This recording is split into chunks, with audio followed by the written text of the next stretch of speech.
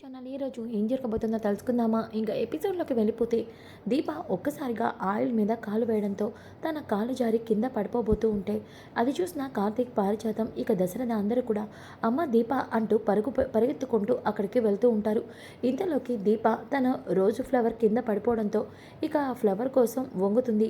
ఇక అది చూసిన అందరూ కూడా ఒక్కసారిగా షాక్ అయిపోతారు. కార్తీక్ వెంటనే వెళ్ళి పట్టుకుంటాడు. ఇక అది చూసి జ్యోత్స్న, బావా కొంచెంలో మిస్ అయిపోయింది దీప, లేకపోతే ఈరోజు నేను అనుకునేది జరిగింది అని చెప్పేసి జ్యోత్స్న అనుకుంటుంది. ఇక ఇంతలోకి కార్తీక్, దీప ఏమైంది? తెలీదు బావా, కింద జారింది, ఒక్కసారిగా నేను వంగాను కాబట్టి సరిపోయింది అని వెనకాలనే అక్కడే ఉన్న ఆయిల్ని పారిజాతం చూస్తుంది. ఇదేంటి, ఇంటి ముందు గడప ముందు ఇలా ఆయిల్ ఎవరు పోశారు అని వెనకాలనే కార్తీక్ వెంటనే జ్యోత్స్న వైపు చూస్తాడు. ఇక జ్యోత్స్న వెంటనే అక్కడికి వచ్చి, అయ్యో దీప, కింద పడిపోయావా? కొంచెం ఉంటే నీ కడుపులో బిడ్డకి ఏమయ్యేదో అని వెనకాలనే ఇక దశరథ జ్యోత్స్న వైపే కోపంగా చూస్తూ ఉంటాడు. ఇక కార్తీక్, ఎవరు ఇలా ఇంటి ముందు ఆయిల్ పోశారు అని వెనకాలనే సుమిత్ర, దశరథ అందరూ కూడా, అవును, ఇలా ఇంటి ముందు ఆయిల్ ఎవరు పోశారు? పని వాళ్ళు కూడా ఇంకా ఎవరు ఇంటికి రాలేదు కదా, మరి ఆయిల్ ఎవరు పోసుంటారు అని వెనకాలనే ఇక జ్యోత్స్న, తాత, ఎవరో చూసుకోకుండా పారబోసుంటారులే, దానికెందుకు ఇంత ఇష్యూ చేస్తున్నారు? దీపకేం కాలేదు కదా అని వెనకాలనే పారిజాతం, నోరు మియ్యవే, ఎవరో పోయడం ఏంటి, ఎవరో కావాలనే పోశారు, చూస్తే అర్థం కావట్లేదు, గుమ్మం ఎదురుగా కడుపుతో ఉన్న వాళ్ళు ఎంత జాగ్రత్తగా ఉండాలి, అలాంటి వాళ్ళు ఇంటికి వస్తున్నప్పుడు ఇంకా ఇల్లు ఎంత శుభ్రంగా ఉండాలి, ఖచ్చితంగా ఇది ఎవరో కావాలని చేసిన పని అని వెనకాలనే దశరథ మనసులో, జోష్నే ఇదిలా ఇలా చేసి ఉండొచ్చా అని అనుకుంటూ ఉంటాడు. ఇక సుమిత్ర, దీప నీకేం కాలేదు కదా? నాకేం కాలేదమ్మా అని చెప్పేసి అంటుంది. ఇంతలోకి శివనారాయణ వాళ్ళందరూ కూడా దీపని పక్కకు తీసుకొస్తారు. పారిజాతం అయితే ఇక ఆ నూనె మొత్తాన్ని కూడా శుభ్రం చేసేస్తూ ఉంటుంది. దాంతో శివనారాయణ, పారిజాతం నువ్వేనా? అవునండి, దీప పడబోయింది కదా, మళ్ళీ దీపకేమైనా అవుతుందని క్లీన్ చేస్తున్నానండి అని అంటుంది. ఇక ఇంతలోకి దీపని కూర్చోమంటారు. ఇక ఇంతలోకి సుమిత్ర, అవునరా కార్తీక్, ఇంతకీ నువ్వు చెప్పలేదు, నువ్వు దీప ఇలా కొత్త బట్టలు వేసుకొని ఇలా రెడీ అయ్యి రావడానికి కారణం ఏంటి? ఏంటి ఆ విశేషం అని వెనకాలనే, అత్త, ఈరోజు దీపది నాది పెళ్లి రోజు అత్త అని వెనకాలనే ఒక్కసారిగా దశరథ చాలా సంతోషపడిపోతాడు. ఇక శివనారాయణ కూడా, అవునారా, మీ పెళ్ళే సంవత్సరం అవుతుందా? అవును తాత, ఈరోజే నేను దీప మెడలో తాళి కట్టింది అని వెనకాలనే పారిజాతం చాలా సంతోషపడిపోతూ ఉంటే పక్కన జ్యోత్స్న, కరెక్ట్గా చెప్పావు బావా, ఈరోజే కదా మా తాతని, మా మమ్మీని, డాడీని, నన్ను, అందరినీ నువ్వు చీట్ చేసి దీప మెడలో తాళి కట్టింది. ఈరోజే కదా మా అందరి మనసుల్ని నువ్వు ముక్కలు చేసింది. ఈరోజే కదా నేను నీ మీద పెట్టుకున్న ఆశల్ని దీప తెంచేసింది. ఈరోజే కదా దీప మేమందరం తనని అనాథాన్ని ఇంటికి తీసుకొస్తే నా జీవితాన్నే నాశనం చేసింది అని వెనకాలనే ఒక్కసారిగా పారిజాతం, ఒసే పాపిష్టిదానా, నోటితో మాట్లాడే మాటల్లో ఒక్కటైనా నిజం ఉందా అని వెనకాలనే గ్రాని అని అంటూ ఉంటే ఇక కార్తీక్, కరెక్ట్గా చెప్పావు పారు, జోష్న ఎప్పుడు నిజం మాట్లాడిందనేలే అని వెనకాలనే ఇక వెంటనే పారిజాతం, అవునరా మనోడా, కరెక్ట్గా చెప్పావు, ఇందులో దీప తప్పే ఉందే, వాడు దీపని ఇష్టపడ్డాడు, తాడి కట్టాడు, ఇందులో నీకు ఒరిగిందేంటి, నీకు నష్టం చేసిందేంటి అని వెనకాలనే ఇక దశరథ, పిన్ని, జరిగిందేదో జరిగిపోయింది, జ్యోత్స్న ఇప్పుడు అవన్నీ అవసరమా? కరెక్ట్గా చెప్పారండి జ్యోత్స్న, ఇక వీటన్నిటిని గురించి వదిలే. కార్తీక్, దీప పెళ్లి రోజు శుభాకాంక్షలు, ఇలాగే మీరు 100 ఏళ్ళు పిల్ల పాపలతో సంతోషంగా ఉండాలి అని దీవిస్తూ ఉంటే, మీ దీవెన కోసమే అత్త నీ కూతుర్ని ఇక్కడికి తీసుకొచ్చింది అని అంటాడు. ఒక్కసారిగా జ్యోత్స్నకి ఒళ్ళు మండిపోతుంది. దశరథ అలాగే సుమిత్ర, దీప, కార్తీక్లని ఆశీర్వదిస్తారు. ఇక శివనారాయణ, పారిజాతం కూడా ఆశీర్వాదం ఇస్తారు. ఇక ఇంతలోకి శివనారాయణ, ఈరోజు పెళ్లి రోజు కాబట్టి మీ ఇద్దరు సరదాగా బయటికి వెళ్ళి రండిరా, ఈరోజు మీరు ఇంట్లో ఏ పని చేయాల్సిన అవసరం లేదు, తాత నేను కూడా మీకు కనబడి వెళ్ళిపోదామని వచ్చాను అని వెనకాలనే జ్యోత్స్న, బావా అంత ఈజీగా ఎలా వెళ్ళిపోతావు, ఎలాగో పెళ్లి రోజని వచ్చావు కదా, మా అందరితో కలిసి భోజనం చేసి అప్పుడు వెళ్ళు అని జ్యోత్స్న అంటుంది. పారిజాతం ఇక, అవునవును, నా మనవరాలకి ఈరోజు నా చేతి వంట చేస్తాను అని చెప్పేసి పారిజాతం అనకాలే దశరథ మాత్రం జ్యోత్స్న ప్రవర్తనలో మార్పుని గమనిస్తాడు. ఇక కార్తీక్, దశరథ పక్కకు వెళ్ళి మాట్లాడుకుంటారు. కార్తీక్, జ్యోత్స్నను చూస్తుంటే నాకేదో అనుమానంగా ఉందిరా, జ్యోత్స్న ప్రవర్తనలో నిన్నటి నుంచి చాలా మార్పును చూస్తున్నాను, అలాగే జ్యోత్స్న ఉదయాన్నే గుమ్మం ముందు ఆయిల్ పోసింది కూడా జోష్నే అని నాకు అనిపిస్తుంది అని అనగానే ఖచ్చితంగా జోష్నే మావయ్య అని అంటాడు. ఒక్కసారిగా దశరథ, కార్తీక్ ఏంట్రా నువ్వంటుంది? అవును మావయ్య, నేను చెప్పేది నిజం. కానీ దీప దాంట్లో అడుగు వేయకుండా నేనే ఆపగలిగాను. కార్తీక్, అవును మావయ్య, నేను ఇంటికి ముందే వచ్చే ముందే జ్యోత్స్న గుమ్మం ముందు ఆయిల్ వేయడం నేను చూశాను. అప్పుడు ఈ ఫోన్లో వీడియో కూడా తీశాను చూడు మావయ్య అని వీడియోని చూపిస్తాడు. ఒక్కసారిగా అది చూసిన దశరథ షాక్ అయిపోతాడు. ఇక కార్తీక్ అయితే, మరి దీపక్ కూడా ఈ విషయం నేను చెప్పాను మావయ్య. జోష్నకి నేనంటే ఏంటో తెలియాలి కదా, అందుకే ఇలా చేశాను. అంతేకాదు మావయ్య, జోష్నకి నిజం తెలిసిపోయింది. నిజం తెలిసి దీపకి నాకన్న విషయం కూడా జోష్నకి తెలుసు. ఇంకా జోష్న నీకు తెలియదని అనుకుంటుంది. కాబట్టి నువ్వు ఎట్టి పరిస్థితిలో బయటపడద్దు. జోష్నకి బుద్ధి చెప్పడం నా వంతు. జోష్న నోటితోనే తన ఇంటి వారసురాలు కాదని చెప్తాను. అప్పటి వరకు నువ్వు ఈ నిజాన్ని ఎవరితోనూ చెప్పద్దు, సరేనా మావయ్య అని అంటూ ఉంటే కార్తీక్ మాటలకి దశరథ సరే అని అంటాడు. ఇంకా ఒక పక్కన అందరూ కూడా భోజనాలకి సిద్ధమవుతూ ఉంటారు. ఇక జ్యోత్స్న, దీప, ఇప్పుడు ఇక్కడి నుంచి అయితే తప్పించుకున్నావు, కానీ నువ్వు నా నుంచి తప్పించుకోలేవు దీప అని చెప్పేసి జ్యోత్స్న అయితే ఇక పప్పాయి జ్యూస్ని చేసి దీప దగ్గరికి తీసుకెళ్తుంది. ఇక దీప నీకోసమే జ్యూస్ చేశాను తాగు అని వెనకాలనే దీప ఇక ఆ జ్యూస్ని తాగుపోతుందా లేదా అని ఆలోచిస్తూ ఉంటే ఇంతలోకి జ్యోత్స్న, ఏంటి దీప, నేను అందులో ఏదైనా కలిపానని నీకు డౌటా? సరే నేను కొంచెం తాగి ఆ తర్వాతే నువ్వు తాగుదువా అని చెప్పి ఇంకో గ్లాస్ తెచ్చుకొని ఇక ఆ జ్యూస్ని తన గ్లాస్లో పోసుకొని జ్యోత్స్న తాగుతుంది. ఇప్పుడు నీ డౌట్ క్లియర్ అయినట్టేనా, తాగు అని వెనకాలనే దీప ఆ జ్యూస్ తాగబోతూ ఉంటే ఒక్కసారిగా పారిజాతం దీప చేతిలోని గ్లాస్ని లాక్కొని పక్కన పడేస్తుంది. దాంతో జ్యోత్స్న గ్రాని అని వెనకాలనే జ్యోత్స్న చెంప పగలగొడుతుంది పారిజాతం. దాంతో అక్కడున్న అందరూ కూడా షాక్ అయిపోతారు. గ్రాని, ఏమైంది నీకు? ఎందుకు నన్ను కొట్టావు? కొట్టడం కాదే, నిన్నేం చేసినా తప్పులేదు. లేకపోతే కడుపుతో ఉన్న వాళ్ళకి బొప్పాయి జ్యూస్ ఇస్తావా? గ్రాని, అవునే, నువ్వు బొప్పాయి జ్యూస్ చేయడం చూశాను. నీకోసమేమో అనుకున్నాను, కానీ దీపకిస్తున్నావేంటి? అందుకే కొట్టాను అని వెనకాలనే శివనారాయణ, బొప్పాయి జ్యూస్ ఇవ్వడం ఏంటి? జ్యోత్స్న, కడుపుతో ఉండేవాళ్ళు బొప్పాయి జ్యూస్ తాగకూడదు. తెలియకపోతే అడగచ్చు కదా. మమ్మీ, అది నాకు నిజంగా తెలియదు మమ్మీ.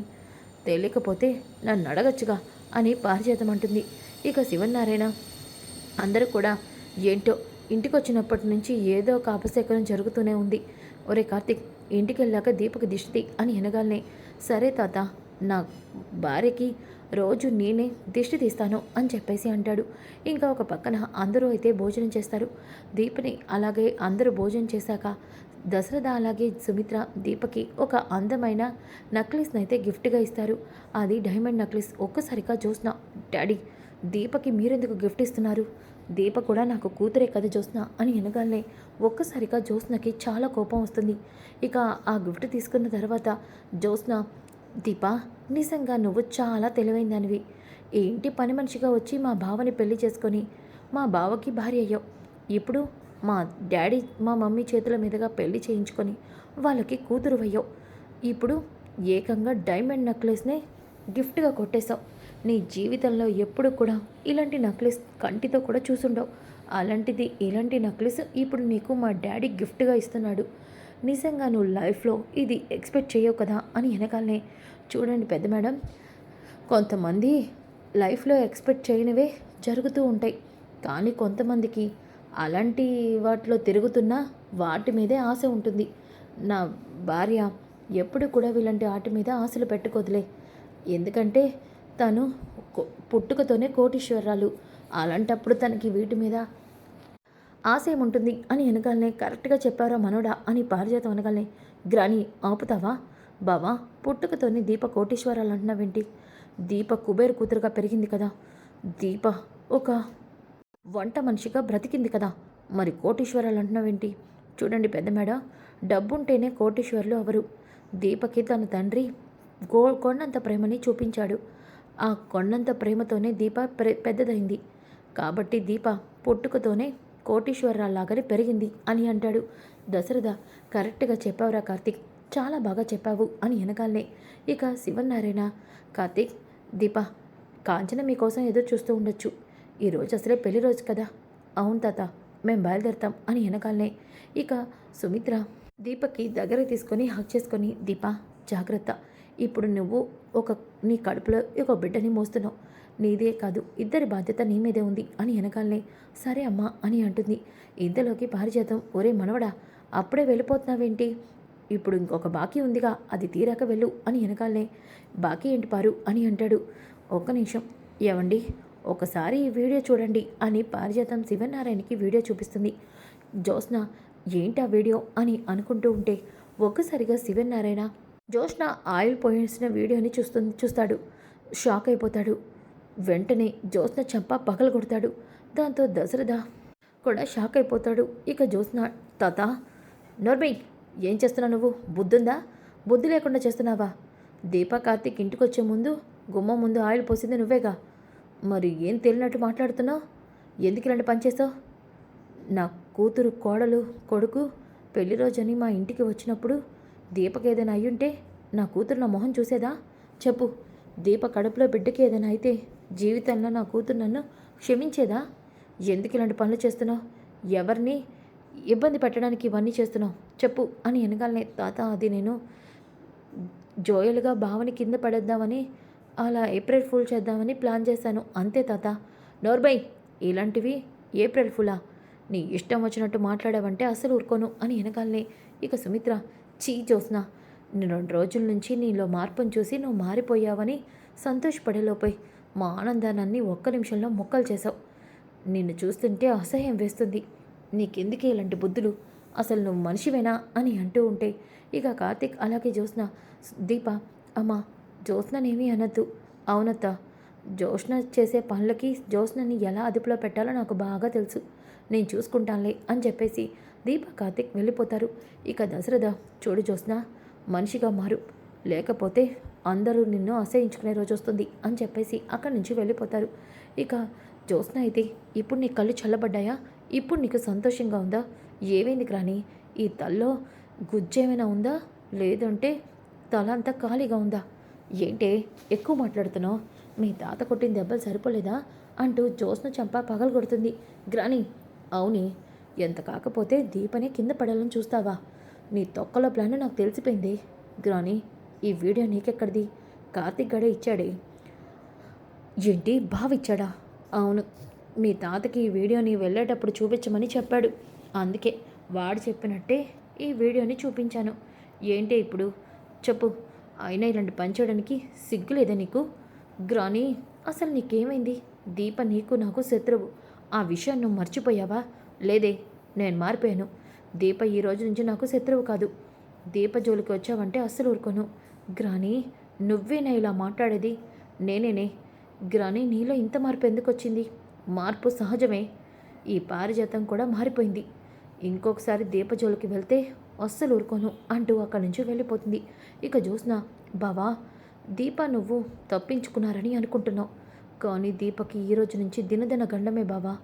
రోడ్డు మీద వెళ్తూ ఉంటే దీపకి యాక్సిడెంట్ అవ్వచ్చు, లేదంటే దీప గాల్లో ఉన్నప్పుడే దీప ప్రాణాలు కూడా పోవచ్చు. ఇలా చాలా జరుగుతూ ఉంటాయి బావా.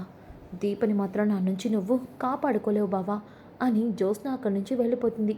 ఇంకా కార్తీక్ దీప బండి మీద వెళ్తూ ఉంటే దీప బావా ఇదంతా జ్యోత్స్న చేసిందనే విషయం నీకు ముందే తెలుసు కదా, మరి ఎందుకు నువ్వు చెప్పలేదు? చెప్పాల్సిన వాళ్ళు చెప్తేనే బాగుంటుంది, అందుకే చెప్పలేదు దీప.